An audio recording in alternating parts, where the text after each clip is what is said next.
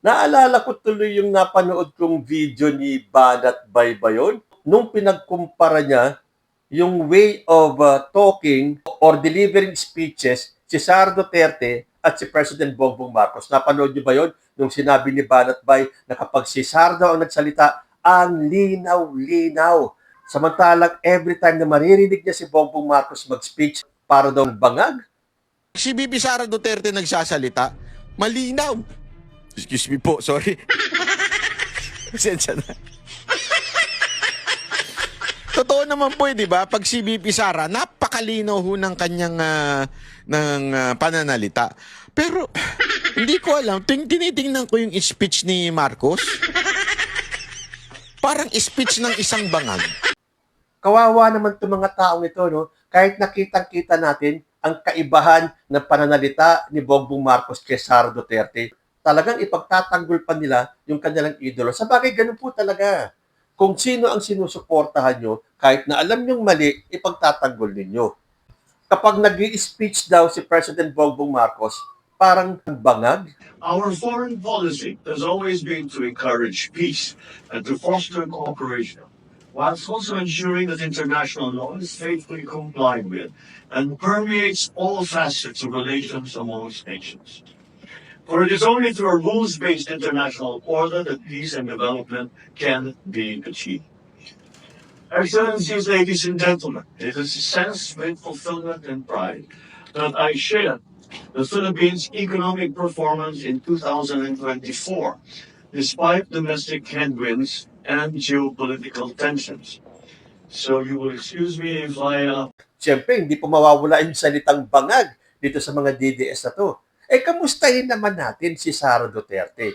Natandaan niyo yung interview kay Sara Duterte after yung first SONA ng ating presidente. I'm sure napanood niyo na yun. Kaya nga sumikat yung mga salitang itok, atok, I took, o whatever took na yan, di ba?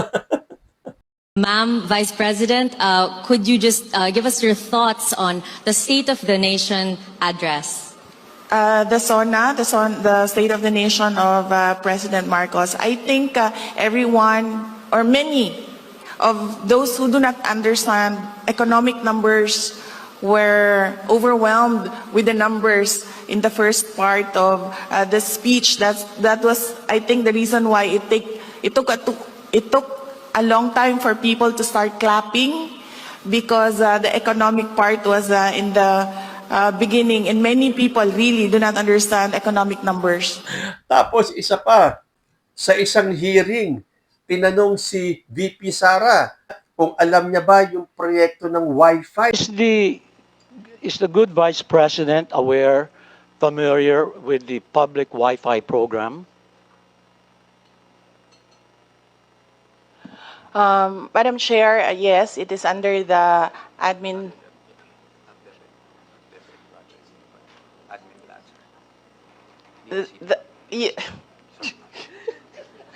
That's not a timeout. Madam Chair, Yusek Mempin will answer the question. Hindi ba kitang-kita natin na parang nag-buffering si Sara Duterte? Blanco! In the end, anong sabi niya? Mr. So-and-so will answer the question. O, tapos ito pa, yung bagong kumakalat na video ni Sara Duterte. Panoorin po natin. Said he has nothing to do with the impeachment video. I do not want to answer that question. Next. Ma'am, confirm po ba na si dating Pangulo Rodrigo Duterte isa sa mga abogado niyo para sa impeachment? I do not want to answer that question. Yes, ma'am. Nakikita niyo po ba na may hahaling tulad ang sitwasyon ng bansa sa 1984 ni George Owen? I do not want to answer that question. Last question. Ma'am, naniniwala po ba kayo na may gumalaw po for the impeachment? May gumalaw po na parang money or... I do not want to answer that question. O ayan, nung una akala ko AI lang ito. Kasi mukha siyang AI eh. Pero, kung totoo man ito, ang tanong, bakit walang maisagot si Sara Duterte? May una nagtanong, ayaw niyang sagutin. Pangalawang tanong, ayaw niyang sagutin. Pangatlong tanong, ayaw pa rin niyang sagutin. Umabot ba sa apat na nagtanong na lahat ayaw niyang sagutin? Bakit pa siya nagpa-press con kung ayaw naman niyang sumagot sa mga katanungan? Kung ito ang maging presidente ninyo at siya ay maimbitahan sa ibang bansa at biglang siya ay ma-ambush interview, pwede ba yung I don't want to answer your question? Next, I don't want to answer your question. Last, I don't want to answer your question. Ganun ba yung gusto nyo maging presidente? O kung sasagot man siya, pwede ba yung itok, atok, atok? Kayo po, ano ang masasabi nyo? Comment lang po down below and I will see you in my next video. Diyos ti Agnino.